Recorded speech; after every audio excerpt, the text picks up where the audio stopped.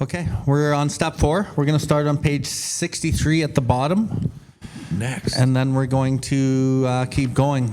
Prior to us starting here, we just did step 3 out of the original manuscript. Was pretty powerful over the last 2 sessions. And now we abandon the original manuscript, and now we go back to the big book. And why we did the original manuscript for step 3 is because it has a different tone of directions for the real deal alcoholic. And it actually carries into the 4 too, but we decided to just use it for 3. So, yeah. Right on. Let's do it. All right, next. We launched out next, so after making our decision in step 3, right? We launched out on a course of vigorous action, the first step of which is a personal house cleaning, which many of us had never attempted. Though our decision, that decision we just talked about in step 3, to what? Right on. Sort of. Though our decision was a vital and crucial step, it could have little permanent effect unless at once followed by a strenuous effort to face and be rid of the things in ourselves which had been blocking us. Our liquor was but a symptom, so we had to get down to causes and conditions. Therefore, we started upon a personal inventory. This was step 4. A business which takes no regular inventory usually goes broke.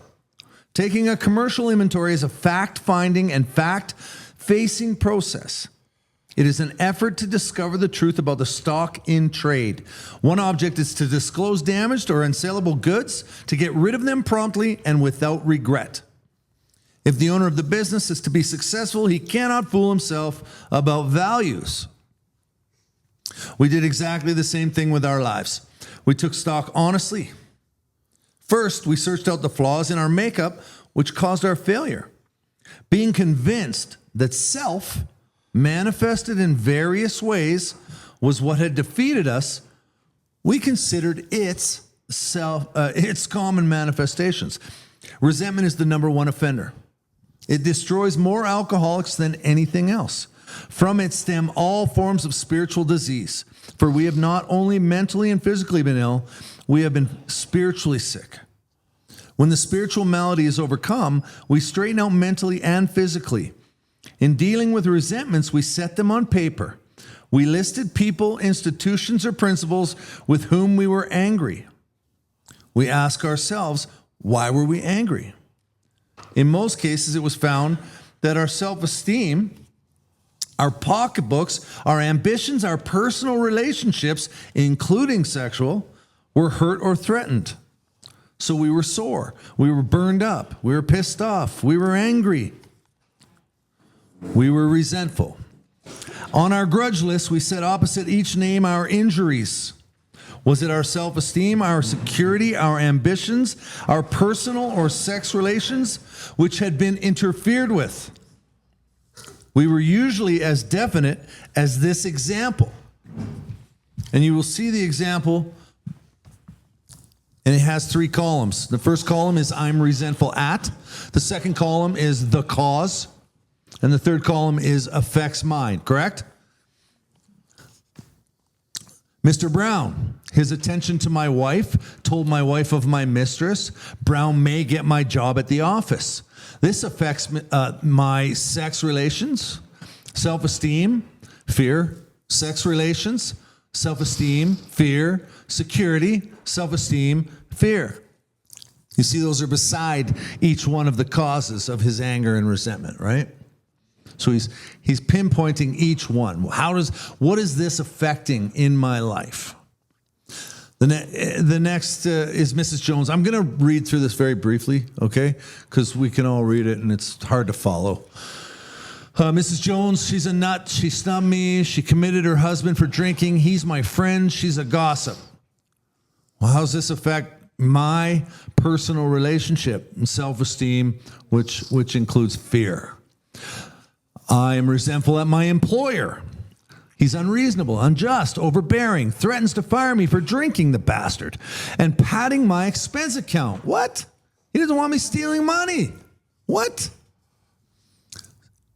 What does this affect? It affects my self-esteem, which is fear and security. What if I lose my job? I'm also resentful at my wife. Why? Because she misunderstands and nags. She likes brown. That brown. Wants a house put in her name. Probably because she's going to leave me for brown. What does this hurt? How does it affect me? It affects my pride, my personal sex relations, and my security, which also is fear. I think we can stop there, largely because Bill went like this to me. This affects my... No, I'm just kidding. But there is a lot of information there to digest, so thank you.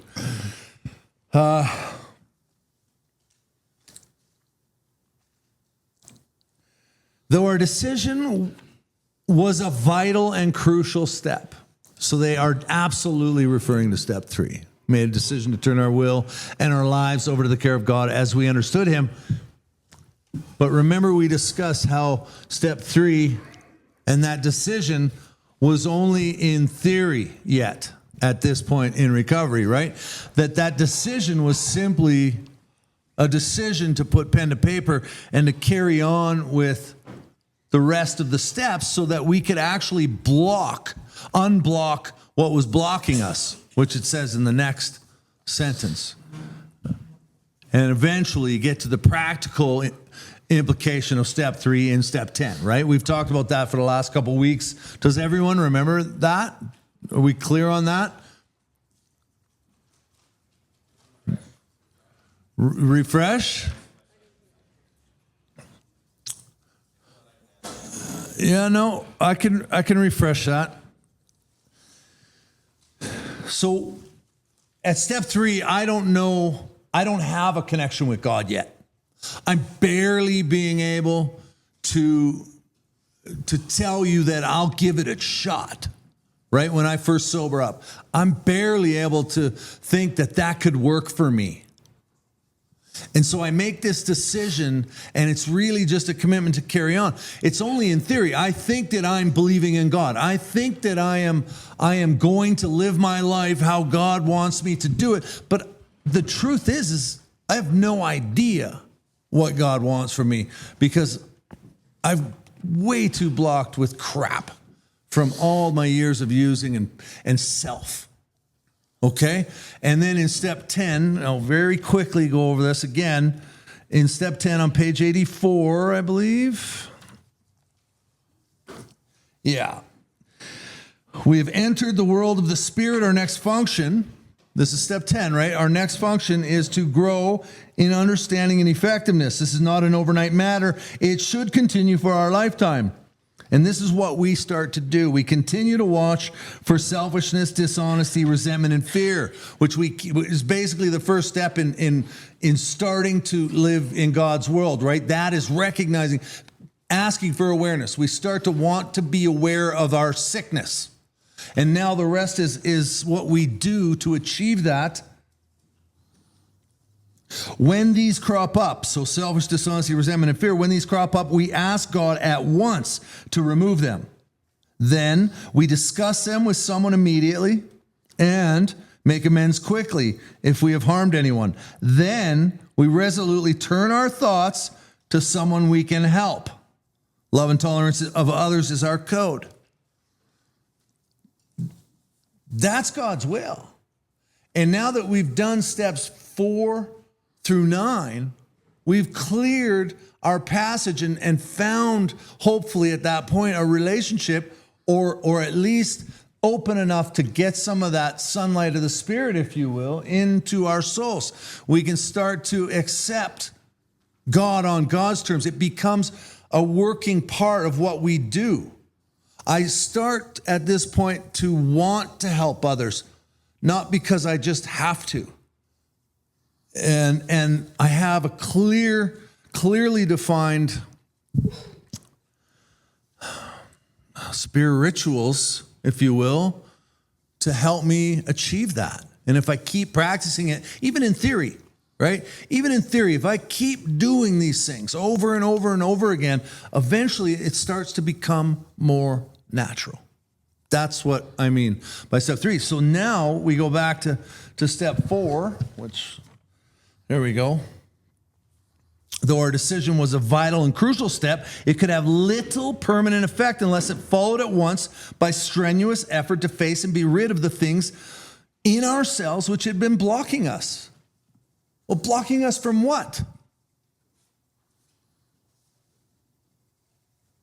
Anyone? Hey? God. Yeah. Blocking us from God and God's will. Absolutely. So that's what it is, that if we make this decision at this point in our recovery, that's great that we do that, but it's going to have very little effect.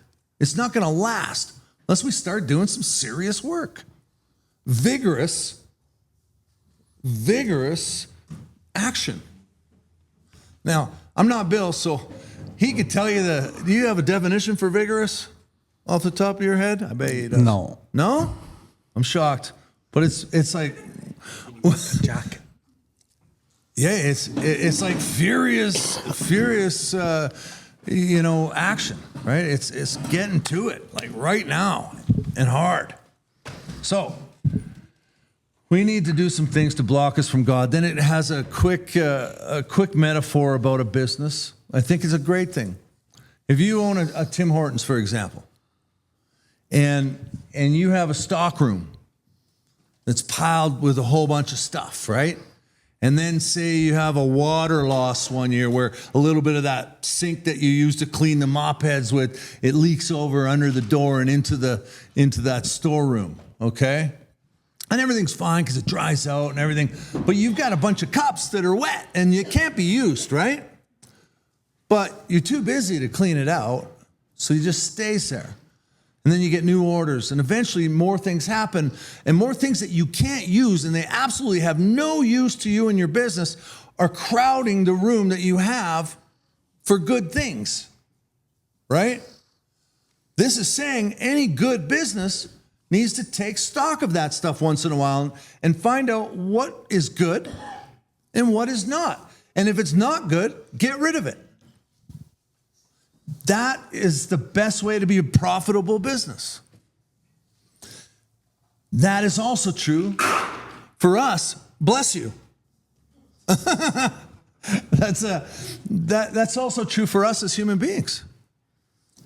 I don't know about you guys, but when I came up and I was using, I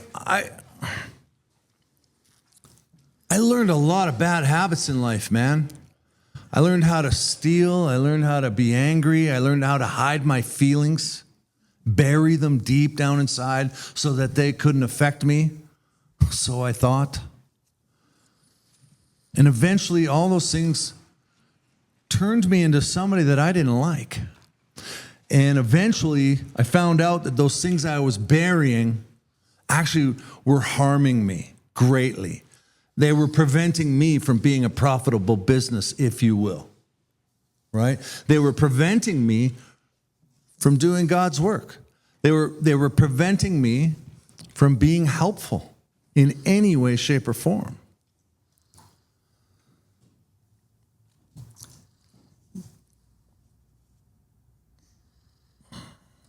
We searched out the flaws in our makeup, which caused our failure. That took a long time for me, because I had a lot. I had a lot of flaws. And I had to think about all the situations in my life that kept reoccurring. The same stuff kept coming up over and over and over again. Can any of you guys on Zoom relate to that? You've done a step 4 and you recognized where things just continued to happen over and over again in your life? Like a loss of a job because you couldn't get along with your workmates. It's always a thing. Why don't people like me? Anyone relate to that? I sure can. Why don't I have friends? Well, it's because you're a mouthy, violent idiot, right? But, largely because I was trying to protect myself. I'm actually a very sensitive, loving guy. But I grew up learning that that wasn't okay. So I learned at a young age to hide that. It didn't work out very well for me. Being convinced that self, what I want, who I am, my will, that ended up getting me into a detox, manifested in various ways, was what had defeated us. We considered its common manifestations. What does that mean? You guys are a quiet group tonight.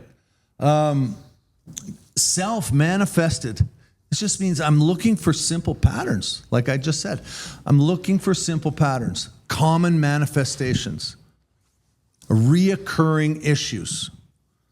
And as I look over that, I start to realize, I look for patterns, right, in my life. And I start to realize that resentment is the number one thing. Poor me. You know, when I sobered up, if you'd have tried to tell me that I felt sorry for myself all the time, well, I might have got kicked out of that treatment center because I didn't like people saying that stuff to me. You know, I really didn't. I might have knocked somebody out if they said that to me, to be honest. And then suffered all sorts of consequences because of it. You know, whether it was getting beat up by the guy I just punched or getting kicked out of the treatment center, whatever it was, I didn't like being told that I felt sorry for myself. And now that I've had some time in recovery and now that I've done some real work on myself, I'm starting to recognize that that is my go-to. Self-pity.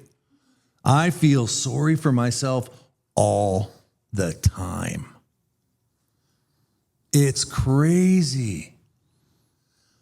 My wife says something I don't like. Poor me. Why does she feel that way? Why doesn't she do this? Why does she do that?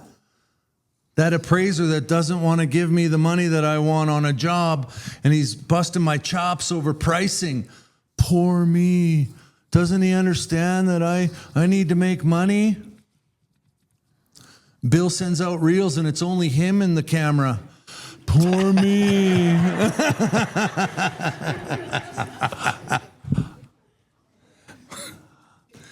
It's a spiritual malady.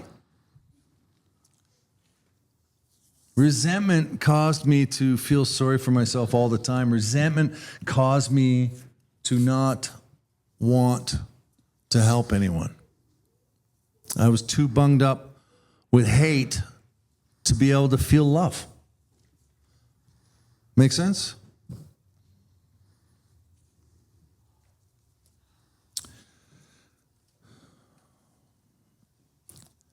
The spiritual malady is overcome. We straighten out mentally and physically. In dealing with resentments, we set them on paper. So we do that.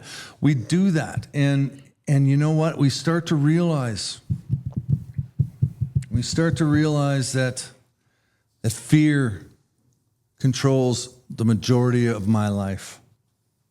There's fear in brackets only beside a couple, but I can honestly tell you that fear should be in brackets beside all of those.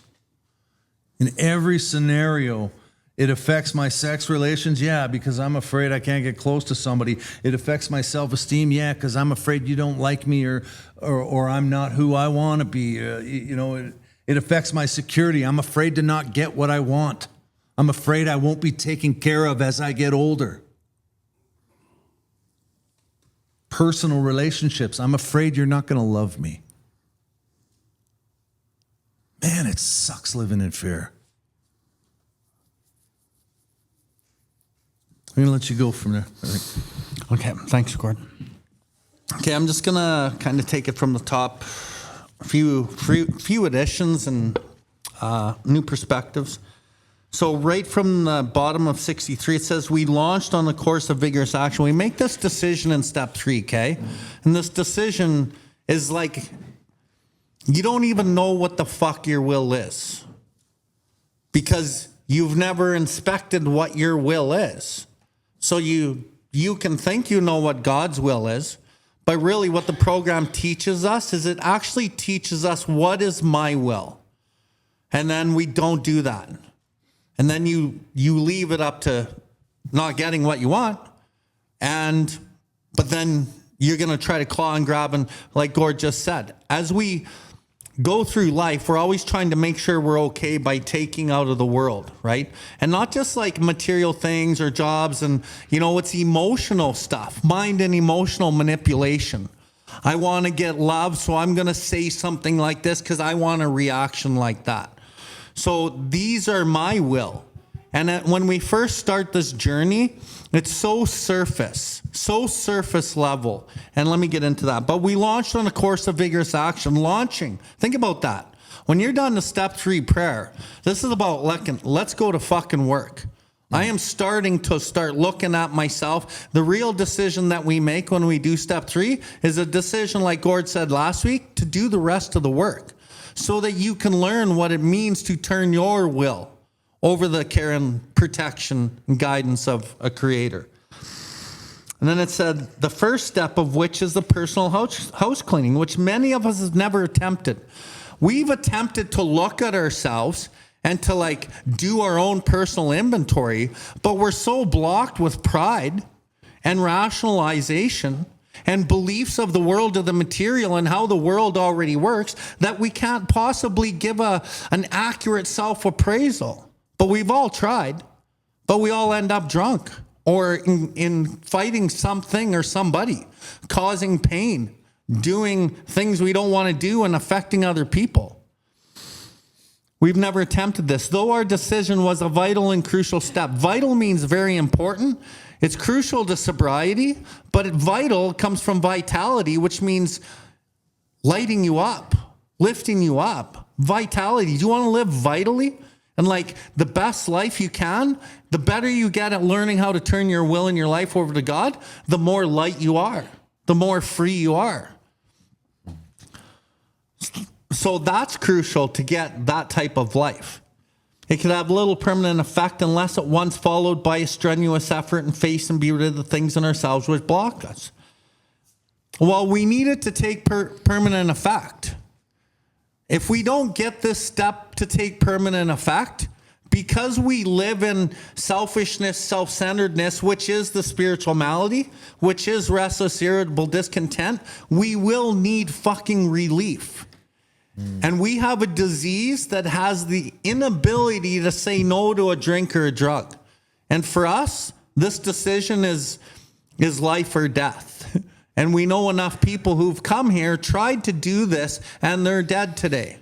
Or still drinking and relapsing, and they're on the path of, self-inflicted suicide. But it's not always the person's fault, because a lot of the messages in the room, you're not hearing the truth. And a lot of people will co-sign your shit. Oh, you know what, Johnny, it's going to be okay. Just keep coming back. The truth is it ain't going to be fucking okay. Anyone fucking thought that it was going to be okay and it's still not okay? Right? Lots of us, man. It doesn't get any better. It only gets worse. So we, like Gord touched on it, we need to face and be rid of the things in ourselves that block us. I've faced myself before I ever got here, and I didn't want to look at anything. I have too much pride to admit anything is bad or wrong about me.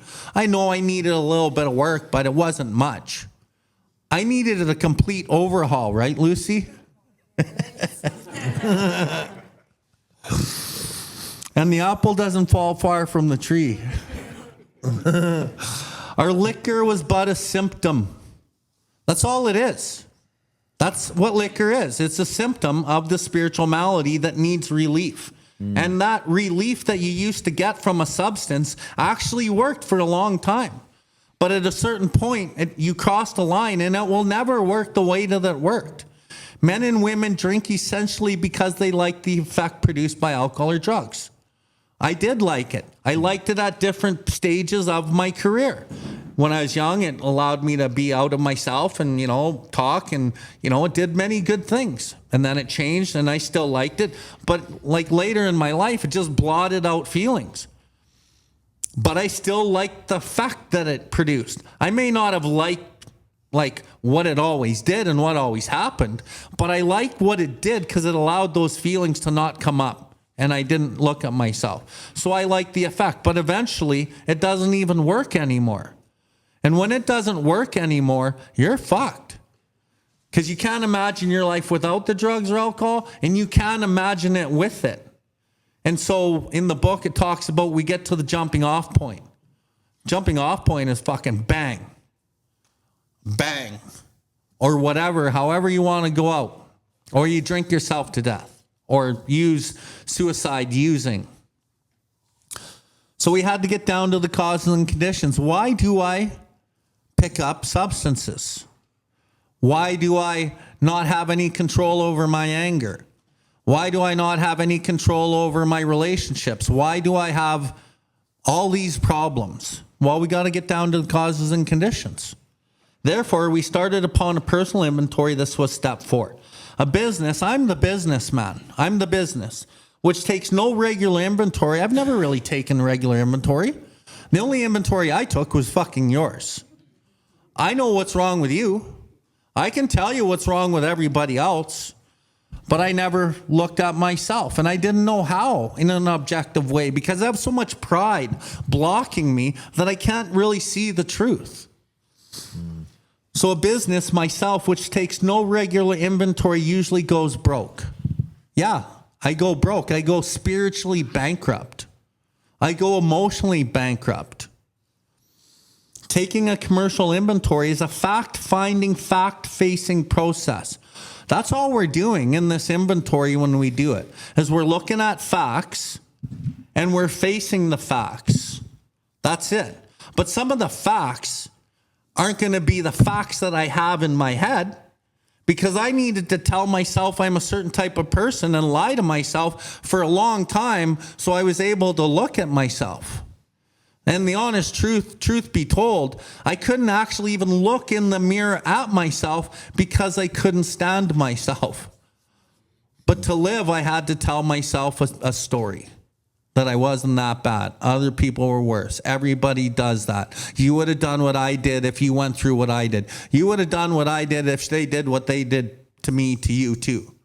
Right? So whatever the story is, we have to look at the facts, face the facts. And facing the facts isn't easy. It's an effort to discover the truth about stock in trade. Not my truth, because my truth is always skewed by my own version of what I think it is. I have to find the truth. And if I'm working with a person who's taking me through this process, they're going to tell me the truth. And I might not like it, because my pride doesn't want to hear that shit. Truth about stock in trade. Stock in trade. What's the stock? What's in my stock that I'm trading with you? What type of mind and emotional manipulation am I trading with you? Right? I've sponsored quite a few women in the program, and a big one is their sexuality. Women can use things like their bodies and the way they look and the way they talk and blah, blah, blah. That's the stock in trade to get what they want. What do they want? They can get validation. They can get a man to do all sorts of things with that stock in trade. But that's called mind and emotional manipulation. And men can do the exact same thing with the things that they have. I can do that with people. What am I trading? What's the stock I have? The stock in trade. So I have to look at the truth about stock in trade. The problem with looking at the truth about me is it's going to fucking hurt. And it's going to dismantle my beliefs. And it's going to fucking make me not know who I am. Because a lot of the story that I tell myself that I'm like this. You know, I'm aggressive. I'm just aggressive. That's the way that I am. I'm just really sensitive. That's the way that I am. I just really love people, so I don't really tell them, anything bad about them. I don't like conflict, so I don't want to really say anything. These are the reasons why we drink. Like we talked about over eccentric ego, and we talk a lot in the study about, going up north. And bad idea. Don't go up north. Don't do that. Well, I want to make the big money, blah, blah, blah, blah, blah. And we use a lot of those type of examples. But what about the examples of somebody not speaking up for themselves? And they're a people pleaser. They get in a relationship. Look at your intimate relationships where the woman just kind of takes over and does whatever she wants and you don't really say anything. Or at work where people are doing what they do and you're just like, fuck, that's so not right. That's so wrong. And then you just take it anyway. But then you get resentful at work. You get resentful at the people. And you're just like, well, I need the money. I need the job. I need. Fear, fear, fear, fear, fear. But the reality is once you get like conditioned to see where this bullshit is driving your life, it's going to destroy you, the version of you that is you. And that's very painful. But when we go back to the step 3 prayer, and we make this decision, God, I offer myself to thee, to build with me and to do with me as thou wilt. I'm making the decision, I'm asking Creator to build with me and do with me as thou wilt. That means he's going to dismantle who I fucking am and rebuild me better. He's going to renovate me. But if you renovate a building or something, it's got to get destroyed first. And then you put it back together.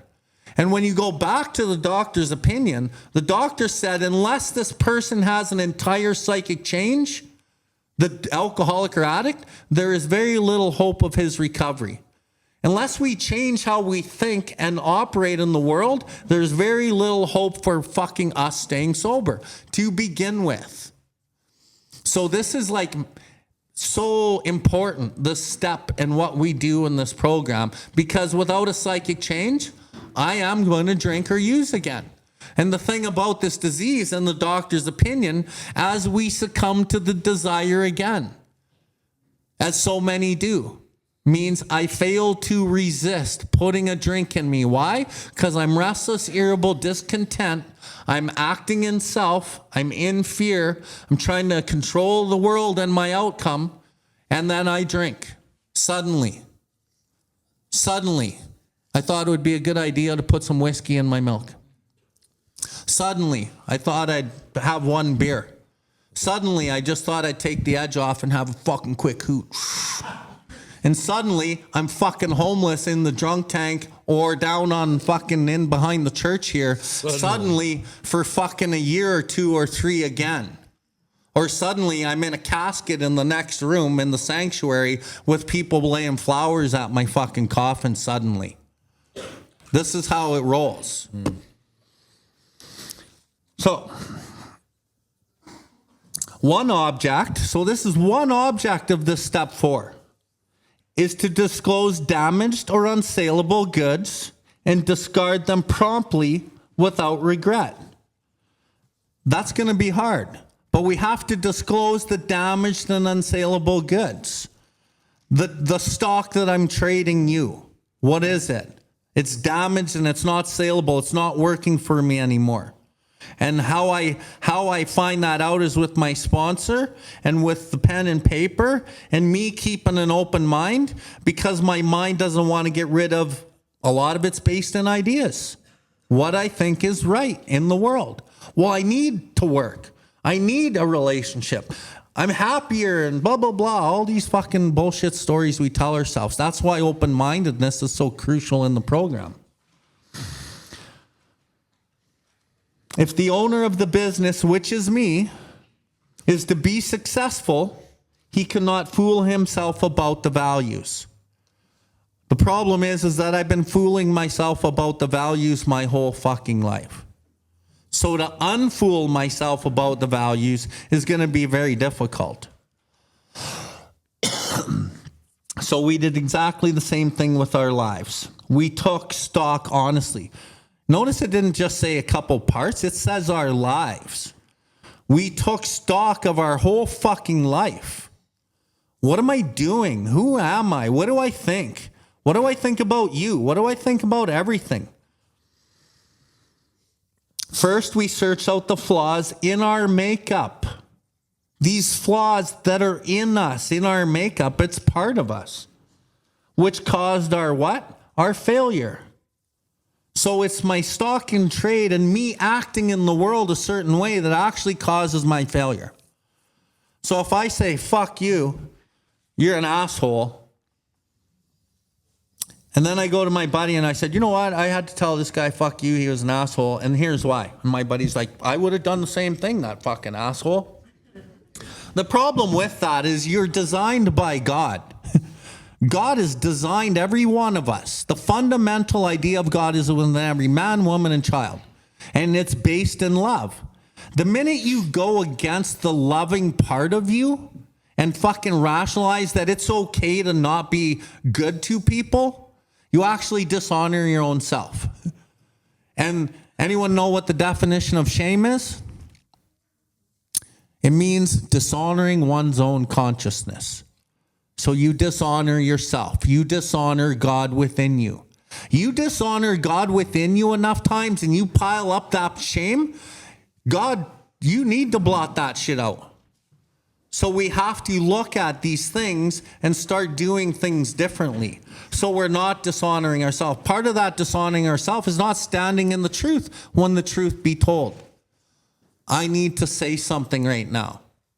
I need to say something to my employer because I feel like a piece of shit because they keep making me feel like a piece of shit. And it's always, everyone makes me. I'm doing this because of them.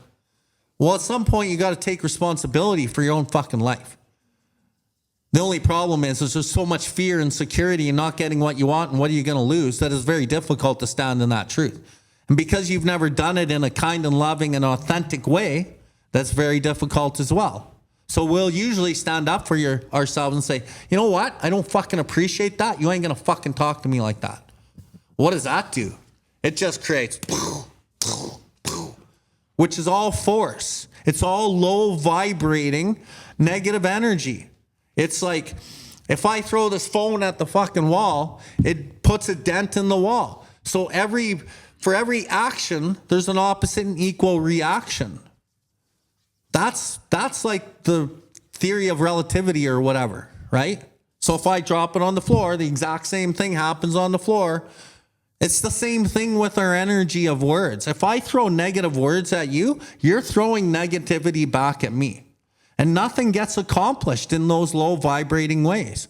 But if I learn how to communicate with you, to my boss, whoever, and say, you know what, John, can I have a minute?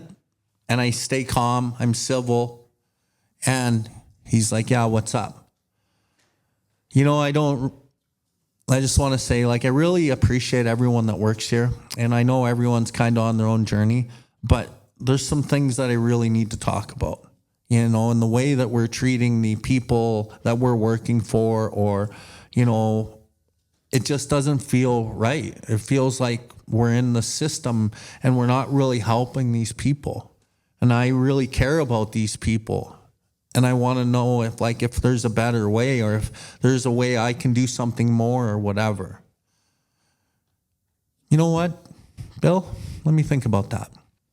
And then at least he didn't come at me with force, because I didn't go at him with force. So he's more receptive. Or if you tell someone you love them and they say, fuck you, and you say, no, I love you. At some point, the guy's got to give up on saying fuck you because you can't dismantle love, but love dismantles pride and ego and fear.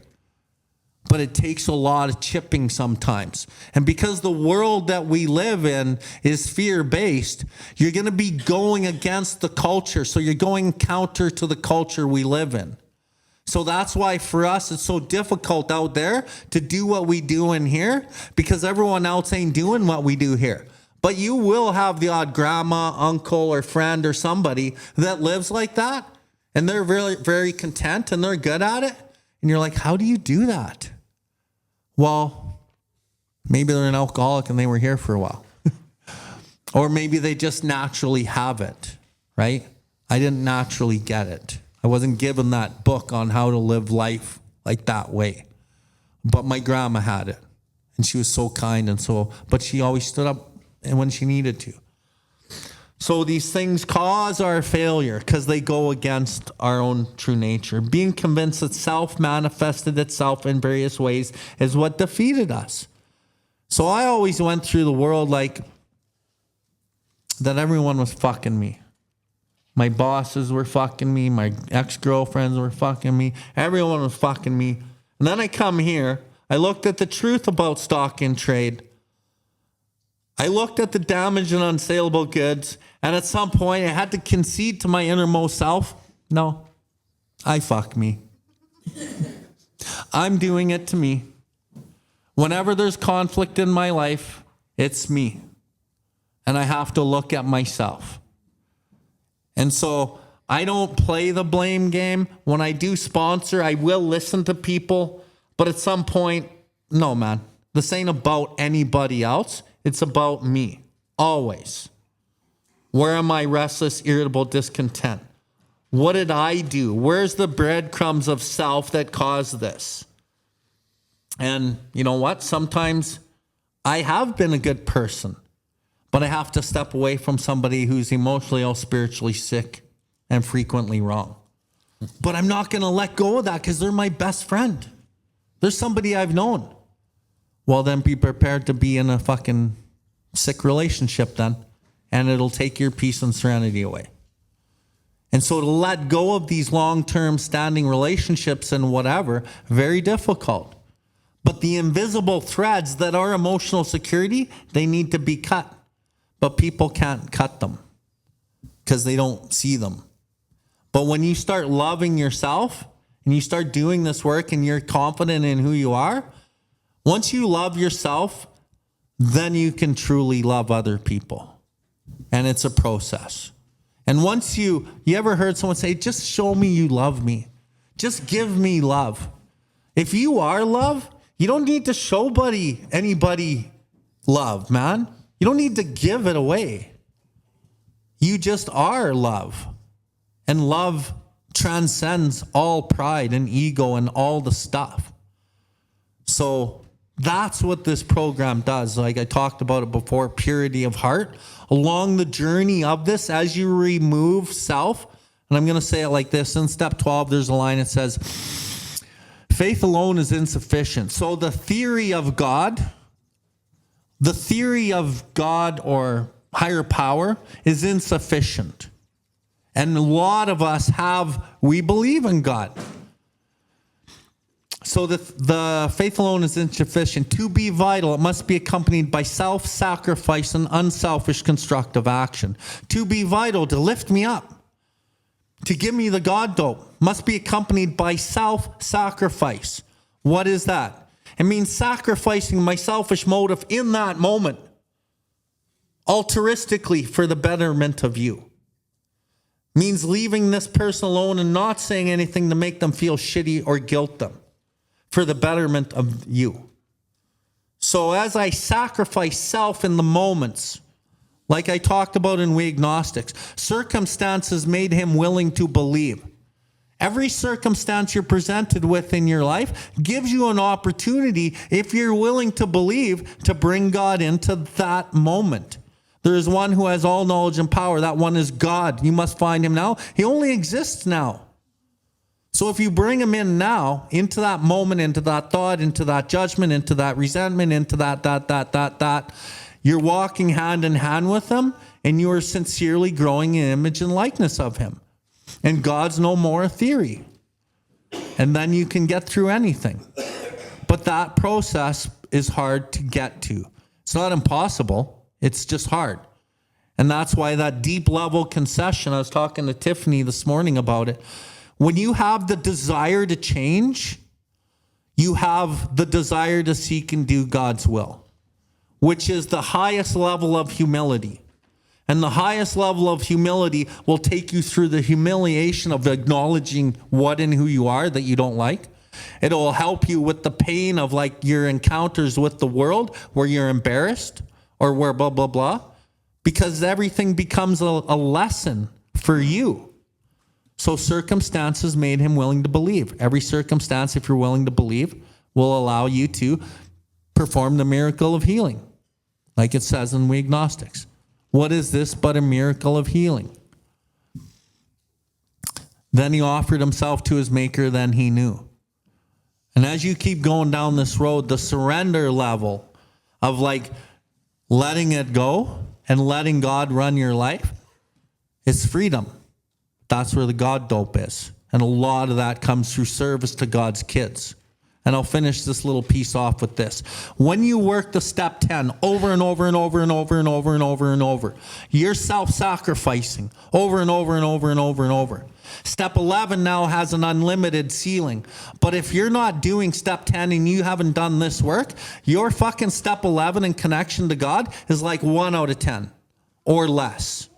So you think that you're connecting to God, but you're really not, because you can't. You can't.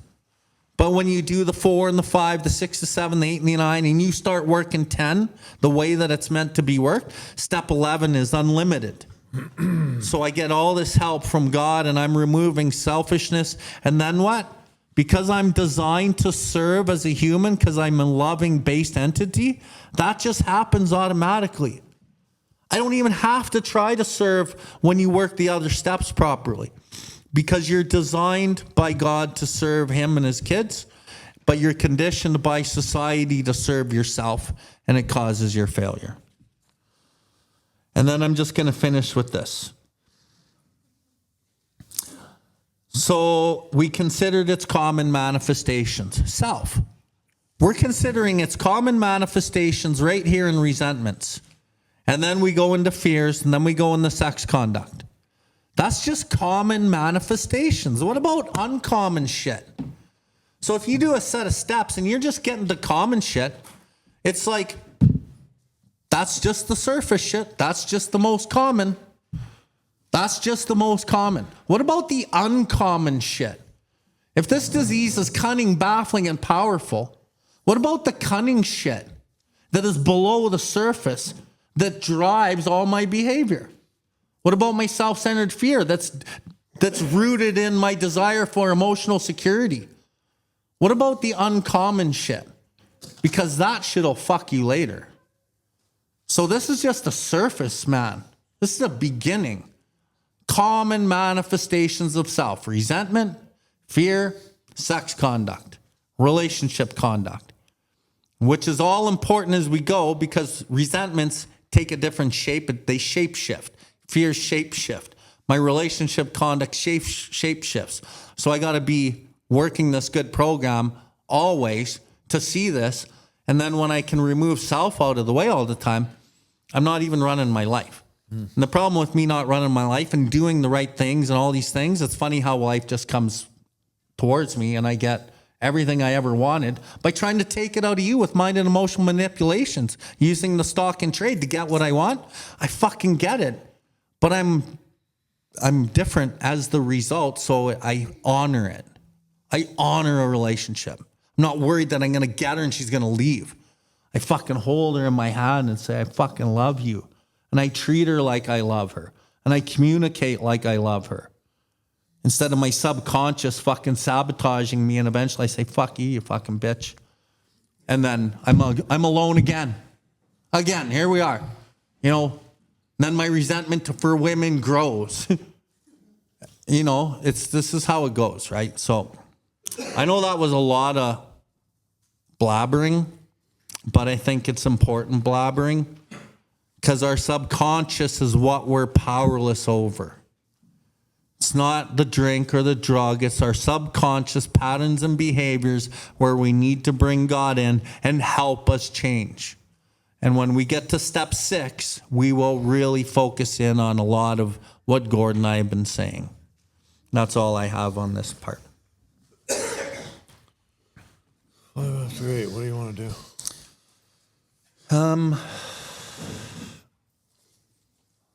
Let's take a break. Okay. We'll get back to the podcast in a second. The opinions expressed on this podcast are solely of the guest sharing or myself. We have no affiliation with any 12-step or recovery program. And if you do like our work, please consider visiting BILLWARD.life and supporting what we do. Now back to the podcast. Okay, we ended off. We went back through our lives. Nothing counted but thoroughness and honesty. When we were finished, we considered it carefully. The first thing that was apparent was that this world and its people were often quite wrong. And I always chuckle at that a little bit because it's kind of being a little facetious, right? It's being a smartass. The book is being a smartass. It's making fun of me. It's making fun of all of us. When I start to look at my resentments, I realize that this world and its people were often quite wrong. It's me judging, right? I'm starting to recognize that everybody's wrong. And that can't be real, can it? Is everyone else wrong? And I'm always right? Huh. To conclude that others were wrong was as far as most of us ever got.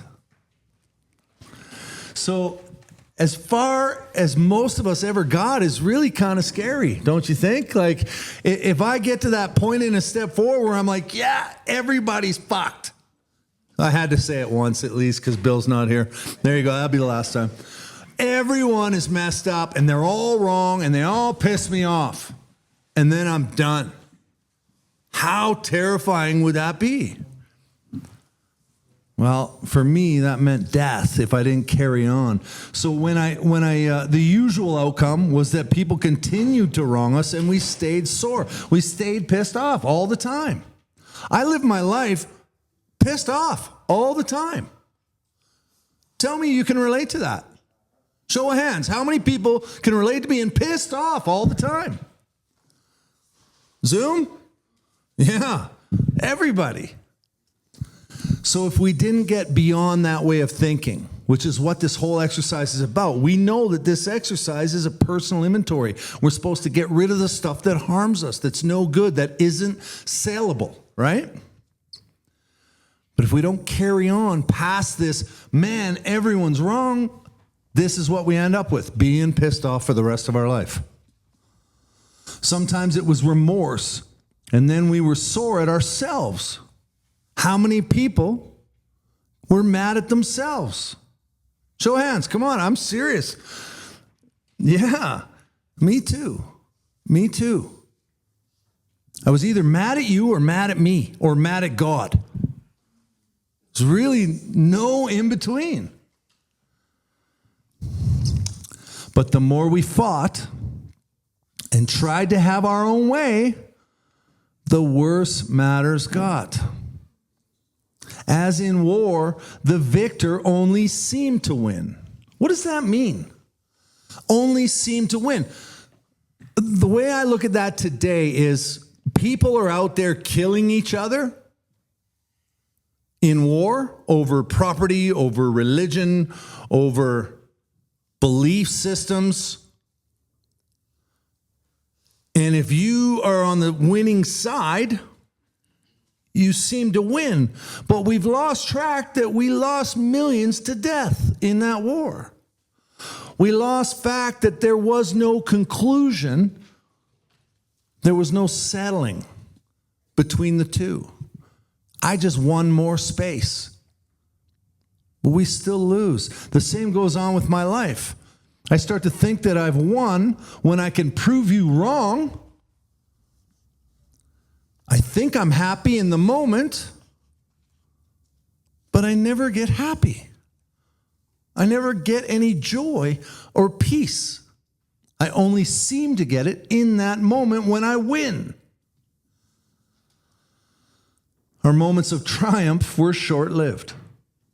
In other words, that feeling of winning doesn't last very long at all. It's plain that a life which includes deep resentment leads only to futility and unhappiness. To the precise extent that we permit these, do we squander the hours that might have been worthwhile. Every minute that I stay angry at you or angry at me or angry at God, I am taking away from a life of being giving and loving and being satisfied and finding peace. Every time I'm angry, and holy crap, it's hitting me in the face right now because I got this thing at work I talked about last week. You remember that? It's still going on. You know why? Because I'm still fighting him. And it's hit me right in the face right now. That's why I do these things. This is so cool. I'm squandering the hours. I'm taking away from me being able to give of myself to others when I'm busy fighting with this guy. It's not doing me any good. And it's certainly not helping anyone else. But with the alcoholic whose hope is the maintenance and growth of a spiritual experience, this business of resentment is infinitely grave. Do we understand the term infinitely grave? It means there is no end to the shittiness of it if we carry on. Infinite, no ending, grave, completely terrible. I don't even actually know. He's so good at that. That's why I love listening to him sometimes, because he's got the definitions and the quotes and stuff. I just kind of have to roll off my. I understand this, and I love to talk about this with you guys, but don't expect the good definitions out of the what do you call those books? Dictionaries and stuff. Yeah, see what I mean? I can't even think of simple little words like dictionaries sometimes. Anyhow, we found that this is fatal. What is fatal? Yeah, death. It can kill us. Resentment can kill us. Anger towards you, anger towards myself, anger towards God can kill me. Some of you might be sitting there going, come on. I've been angry this long and it hasn't killed me yet. Oh, hasn't it? For when we're harboring such feelings, we shut ourselves off from the sunlight of the Spirit. I love that term so very much. The sunlight of the Spirit. That is how I try to understand God today. Because I don't understand God at all today. But sunlight of the Spirit makes a little bit of sense. A universal energy makes some sense to me. Love makes sense to me. I love those things. It helps. When I hear those, I read those words, it helps me feel closer to God. Does that make sense? Does anyone relate to that? I read those. Thank you, guys. I read those words. It makes me feel closer to God because it's almost like I can understand it in that little phrase. The insanity of alcohol returns when I shut myself off from God, right? Remember, we go back to the page before, and it talks about these things that block us from God, right? So if I'm harboring resentments, it's shutting me off. It's blocking me from God. It's preventing me from having the sunlight of the Spirit shine down on me. In other words, it prevents me from feeling love. And the insanity of alcohol returns, right? Because we've all learned that without a higher power, without a spiritual solution, because we've all gone beyond that place where anything human will work. Without the spiritual solution, I'm going to drink. That's my solution. And what happens when we drink? What happens when we use fentanyl? What happens when we do drugs? We've been watching this for the last few years, right? People are dying. People are dying. It may not have been us in this room or us on this Zoom, but it is happening to thousands and thousands of people. It's become a statistic. There's so much. So it can kill us. And with us, it says to drink is to die. But to get high is to die too, right? If we were to live, we had to be free of anger. How do I do that? I'm going to honestly sit here and tell you, I still don't know. I'm still just trying to do it on a day-to-day basis. I'm still just looking to my higher power to help. And I just keep helping people. And I keep helping people that are put in front of me. And I keep trying to show up for the people that I love and the people that I meet. The people that work for me. The kids that come through my life. My children. Hell, I'm trying to be nice to the lady at Tim Hortons when she serves me a coffee, because that might affect her next hour or her whole day. That's how I combat anger. But it's tough. Free from anger? That seems like a lot to me. Does it seem like a lot to any of you? Am I alone in this? No. Cool. I don't like being alone. The grouch and the brainstorm were not for us. So now it's starting to tell me, how do I get free of anger? How do I practice being free of anger? And when they talk about the grouch and the brainstorm, that's old man terms, like old 50s terms, 30s terms for being a dick and scheming on how I'm going to get you back. Right? I'm mad. I'm going to get revenge. I'm going to hurt you. That's what the grouch and the brainstorm is. And that's not for me. I'm an alcoholic, and if I start getting into that stuff, it told me a couple sentences before that, to drink is to die. That's where I'm going to end up going. So I got to stop doing that. They may be the dubious luxury of normal men, but for alcoholics, these things are poison. Okay, now we're getting into a part where I really love in this chapter. This is actually the next 3 paragraphs are my favorite part of step 4. We turned back to the list, for it held the key to the future. This next sentence is very, very important. We were prepared to look at it from an entirely different angle. So far, how have we looked at our list? We've looked at our list by saying, this is Mr. Brown. He's trying to steal my wife and my job. He's an asshole. He's really pissing me off. And okay, this affects me this way. Screw him. This is how it affects me. So now I've got to step outside myself and think of this from a completely different angle. Well, how do I do that? We begin to see that the world and its people really dominated us. In that state, the wrongdoings of others, fancied or real, made up in my head, or Mr. Brown actually trying to steal my wife, had the power to actually kill. How could we escape? We saw that these resentments must be mastered. But how? We could not wish them away any more than alcohol. I love this. At this point, I look at my sponsees and I remind them about being powerless in step 1 over drugs and alcohol.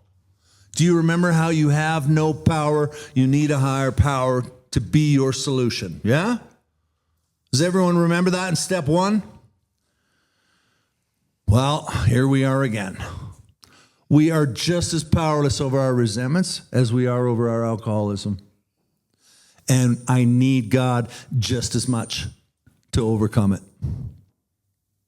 I cannot do this on my own. I'm an angry person by nature.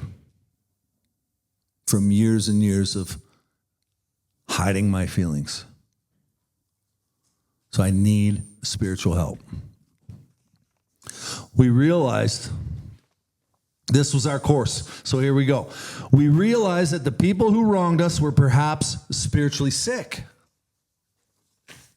Though we did not like their symptoms and the way these disturbed us, they, like ourselves, were sick too.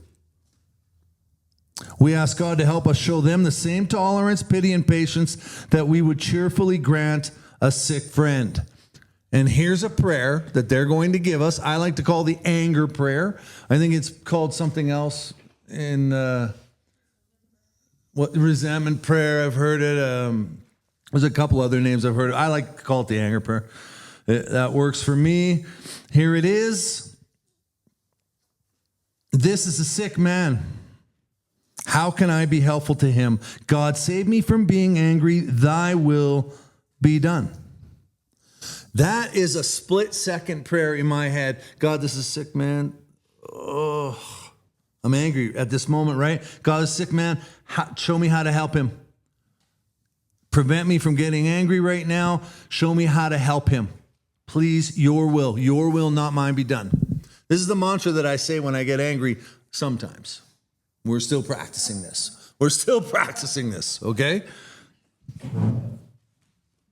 It's basically, I'm starting to understand that, like me, they are also sick. And if I've gotten some grace, then why shouldn't I afford that same grace to someone else? Right? I mean, it just makes sense. We avoid retaliation or argument, and that is so hard sometimes, isn't it? We wouldn't treat sick people that way. If we do, we destroy our chance of being helpful. Helpful to what? Or to who? To them. To the guy you're angry at, the girl you're angry at.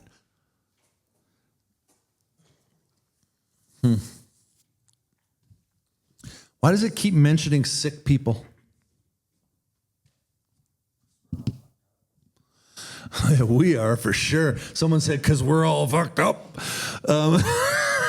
Yeah, that's true. But no, it keeps mentioning sick people because they're trying to tell us how to switch our minds and switch the gears of our minds into thinking that this person that is really pissing me off is actually just spiritually sick.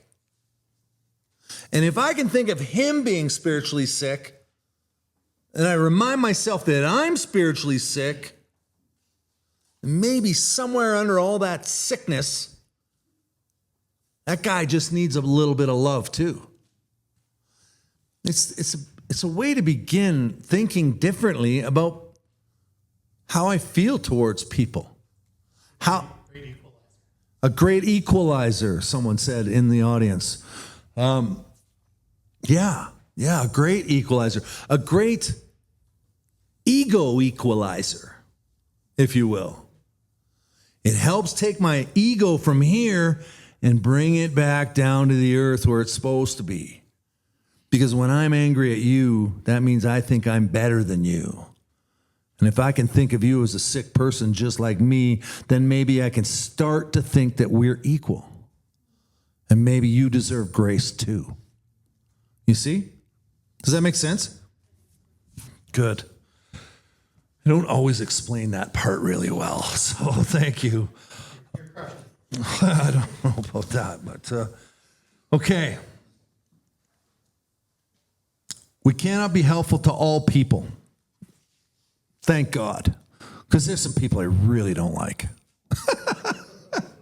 It's the truth. But hopefully someone else can help them, right? Hopefully someone else can help them. And I don't want to stand in the way of that. But at least God will show us how to take a kindly and tolerant view of each and every one. So tolerance is our code, right? Referring to our list again, so here we go. Here's the meat of column 4, if you will. Looking at it from a completely different angle. Referring to our list again, putting out of our minds the wrongs others had done. So I'm not thinking about Mr. Brown and him flirting with my wife and him talking to my boss behind my back, trying to steal my job. I'm not thinking about that right now. That's out of my mind. What am I thinking about? We resolutely look for our own mistakes. Where had we been selfish, dishonest, self-seeking, and frightened?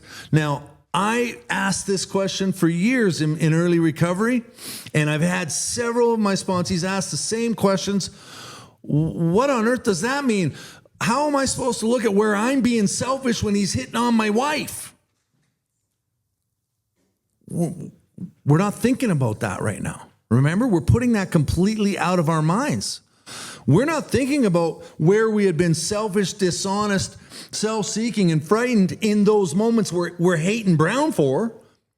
We're thinking about our entire relationship with Mr. Brown. The entire time I've known this guy, I'm thinking about how have I behaved? Because remember in step 3, did we not step on the toes of our fellows, placing them in a position to want to hurt us? And then we get hurt. I got to stop thinking about what he's done to me and think about how I've behaved in that relationship entirely. It's not easy, but it's so very, very important. Though a situation had not entirely been our fault, we tried to disregard the other person involved entirely. Where were we to blame? The inventory was mine, not the other man's. When we saw our faults, we listed them. So this is column 4. We're listing our faults. How do I behave in the relationships that I have? And directly relatable to each name I've got on that list. And there's a reason they told me to do one list at a time. All the names of the people you're mad at. Then all the reasons why you're mad at them. And then how does it affect you all the way down? And shit. Now I got to look at how I behaved with each and every one of those people. Oh, God. Talk about a twisted ending. It's interesting, right? Now I have to start thinking about my behavior. This is where we start to see defects of character come out. This is where I start to see common manifestations, if you will. I start to see the simple patterns in my life because I'm actually, if I'm being thorough and honest, as it said, I'm starting to see how I behave in every relationship in my life. And it's usually very similar. So then I get to look at what defects they are, but that comes a little bit later. But this is kind of putting a magnifying glass over my defects of character and going, hey, look in here. Look right here. We'll look here in step 5, okay? But you're going to start seeing it now. And it sucks. It's hard. It's hurtful. I know a lot of people, it says here that, they get this overwhelming feeling of God consciousness right away when they do their step 5. That wasn't the case for me at all. I felt tired and vulnerable, period. And I felt really shitty. That's the truth. Looking back, though, I also felt like I'd accomplished something. Like I was sticking true to my word and carrying on with this thing. So maybe I was feeling a little bit closer to my God. I just didn't know it yet. This all takes time. It all takes time. When we saw our faults, we listed them. We placed them before us in black and white. We admitted our wrongs honestly and were willing to set these matters straight. See, it's already asking us to start becoming willing to make amends. It's already asking us to start thinking about that. And I don't know about you, but I think if there's a God, he knows what I'm thinking. She knows what I'm thinking. It knows what I'm thinking. And if I'm thinking it, it's going to start leading me to an awareness in it. I love how this book gently nudges us along the path. You know? In the first 3 chapters, you start with, you got the doctor's opinion, and it's like, boom, physical, this sucks. You need a spiritual awakening, right? It's already starting to nudge me towards a spiritual awakening. But then there's a solution. It's talking about, the mental and the blank spots. And guess what? You need a spiritual awakening. More about alcoholism. It gives us more stuff about why we're powerless and the delusions and the way our minds get us back to relapse, get us back to drinking and using. And then it solidifies, hey, you need a spiritual solution or you're lost. You're doomed. It's gently nudged me to a place where it's like, you better feel damn hopeless at this point. And then we agnostics, right? Starts telling me that God's inside of me the whole time. And don't worry, none of us understand it. Whatever you want to believe is cool, but you need to believe something. And it just keeps gently nudging us. And then, step 3, same thing. Made a decision in theory. So now I'm blind faith in it. I don't know about anything. I don't necessarily even believe it, but I friggin' need it. So I'm going to try it. And it's nudging me to do some more work, right? And now I'm in the work, and it's nudging me to learn about my character. Shit. That is so God divine. Do you guys see the magic in that? I do. I hope you do. Notice that the word fear is bracketed alongside difficulties with Mr. Brown, Mrs. Jones, the employer, and the wife. This short word somehow touches about every aspect of our lives. It was an evil and corroding thread. The fabric of our existence was shot through with it. What does that mean? The fabric of our existence was shot through with it. Well, it means basically this. Everything we do has fear, or it's based on fear, or it's done out of fear. Fear is in everything we do. And I'll tell you something, when I first sobered up, I was an angry guy, and there's no way I was ever going to admit to you, I hung out with bikers, and there's no way I was going to say out loud that I had fear. I spent a lifetime hiding that I had fear. But today, I tell people all the time, because until we recognize that we have fear or we're filled with fear, how are we ever supposed to ask for help correcting that? It's okay to be fearful. Everyone's afraid. It's a base feeling. It's a base thing that we do not allow ourselves. But every single human being on this planet is faced with the fear of not being loved, or the fear of not having something that they need. Those are the 2 gut level, base level fears. And then it just stems out from there. There's so many fears that stem out from those. If you think about every situation in your life, or if you will, common manifestations, simple patterns, if you're honest with yourself, if you are thoroughly honest, think about what you are afraid of. It will blow your mind. It'll blow your mind, because I guarantee you it was one of those 2. Shown through in all sorts of different manifestations.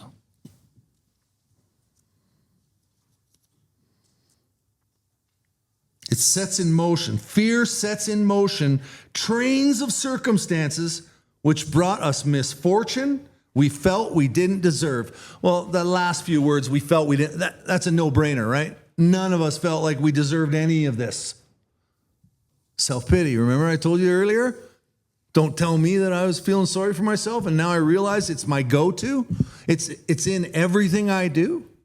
I don't mind admitting that anymore either, because it's freeing. There's a book, I'm going to do it anyway. There's a book by a lady called Debbie Ford, and it's called The Shadow of the Light Chasers or something like that. David, do you remember that book? No, The Light Chasers. Anyhow, it's about facing your inner demons, your inner shadow, okay? And it's about once you are able to face your fears and face the reality of you, it sheds light and you can heal. And it's a beautiful book. Debbie Ford, check it out. It may not be titled that because, like I said before, my memory sucks. But I'm impressed that I even remember Debbie Ford.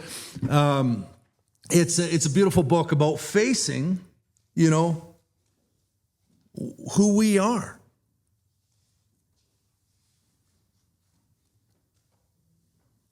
Did we not ourselves set the ball rolling?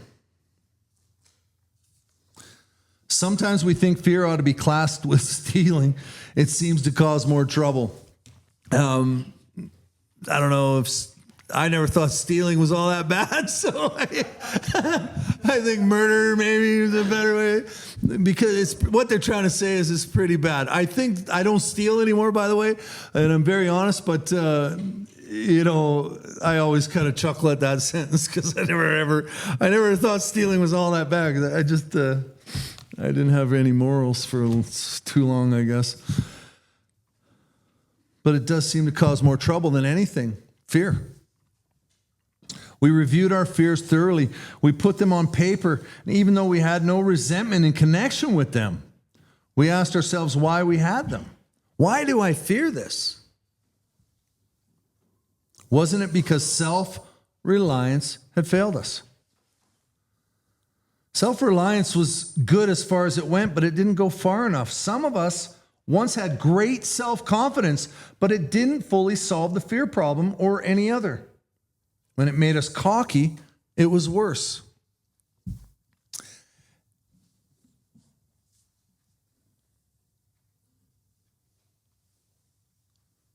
My dad died. I was young. He died 2 days before my wedding. I've been married for 26 years. So, and that's a miracle in itself, trust me. She was a strong woman. My wife's a saint. But my dad died 2 days before my wedding, and that was very difficult. But when I saw him in the coffin, something snapped in my head, I think. Okay? And I share this now sometimes, but it's still not something I'm quite honestly surprised I'm telling you this story tonight. But I started having anxiety attacks. And back then, guys didn't really talk about their feelings, right? We didn't talk about the pressures we were under and the anxiety attacks and panic attacks that we suffered because it made us look weak. We were raised differently, right, David? Like, we were raised to be tough and to hide your feelings. I'll give you something to cry about kind of stuff, right? And so I didn't talk to anyone about it. And I went through this pain because these anxiety attacks were painful. They were tremendously painful. And finally, I started sharing them with my wife because she noticed I was rushing out to the front step and trying to get air and, counting my pulse and, and trying to gain control of my emotions that I couldn't. I had hot rushes going up my neck and all sorts of crazy stuff, and I didn't know what the hell was going on with me. And I'd always been a very confident guy, right? So I thought. And so it bothered me enough that I talked to my wife about it, and she insisted that I go to a doctor. And thanks for joining. Have a good night, brother. And so I went to the doctor, and they put me on an antidepressant, I guess, if you will. It's called Paxil. And it made the anxiety attacks way worse, tenfold worse, which I can tell you was traumatizing. I never knew that kind of uncomfortability in my body or my brain before. It was unbelievable. And so after a few days of trying this, maybe 4 or 5 days of trying this and going through incredibly brutal, worse anxiety attacks, panic attacks, I stopped taking them and I went back to the doctor and I said, "Here, take this, shove it up your ass." And he said, no, Gord, because he was old school. We joked around like that. It was cool. He said, that's how it works. We try, that one didn't work for you. We try another one until we find something that works for you. And I went, yeah, no, I'm good. I don't need your help. I'm good. Because I was self-confident, cocky. And I literally said these words to the doctor of medicine who went to school for 7 to 9 years to get his degree and become a general practitioner. I looked at him and said, "I know my own body. I will figure this out on my own. Thank you." And we left. And guess what happened? I suffered for many years to come. And yes, they eventually went away. But there were years where I would be sitting in meetings and start getting an anxiety attack, and I'd nonchalantly put my finger on my jugular so I could count my pulse in my head, thinking no one knew what was going on. And I was just trying to control it. I had to do deep breath exercises, and I had to try and figure it out. And eventually, I don't know what happened. I maybe just finally realized over many years of suffering that I actually wasn't having a heart attack like my father died of, and it went away. Or maybe I medicated myself enough. I don't know. But I like to tell that story. I feel like I told that story once already in this study, but maybe not. I tell that story to sponsees when I get to this point, because some of us once had great self-confidence, but it didn't fully solve the fear problem or any other. When it made us cocky, it was worse. And I thought I had such self-confidence. But the reality is that if I'd have just taken help, I probably wouldn't have suffered so long. And here we are, suffering from alcoholism, suffering from a spiritual malady that's killing us, suffering from anger that drives my resentment and fear, suffering from fear that drives everything in my life to the negative, and the doctor's screaming, "You just need God." And for some reason, I can't find the strength to let go of my ego long enough to accept it. And we hope at this point in going through this process and starting to look at people like they are sick men, women, people, whatever you want to say, if I can start thinking that they are sick too, I can start to change my confused thinking, my cocky thinking, my self-reliance. I can start to view the world in a different way, a more kind and loving way. Perhaps there is a better way. We think so. For we are now on a different basis, the basis of trusting and relying upon God.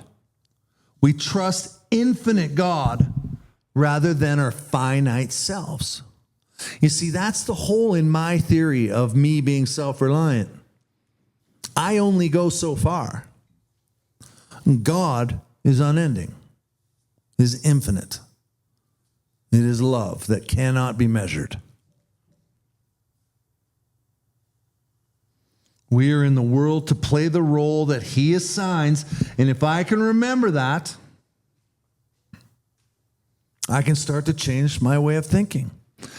So we are in the world to play the role that He assigns, just to the extent that we do as we think He would have us, and humbly rely on Him. Does He enable us to match calamity with serenity?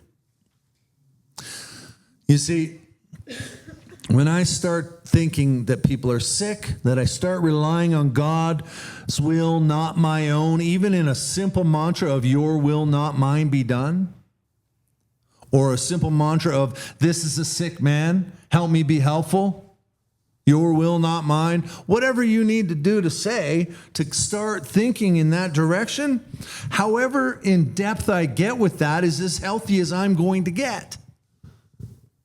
Like me suffering with this guy at work lately, I've taken my will back, and it hasn't gotten any better. Imagine that. It hasn't gotten any better. But now I'm practicing that mantra again, and it's starting to come around. I'm starting to realize, oh yeah, God's given me everything. He'll give me this too. And it won't be what I want, but it'll definitely be what I need. And that is peace. Because when there's calamity out here, and by the way, spoiler alert, there's always calamity out here.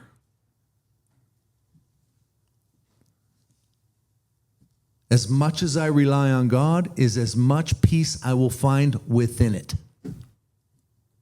Yeah? All right, I think that's where we're going to stop, you guys.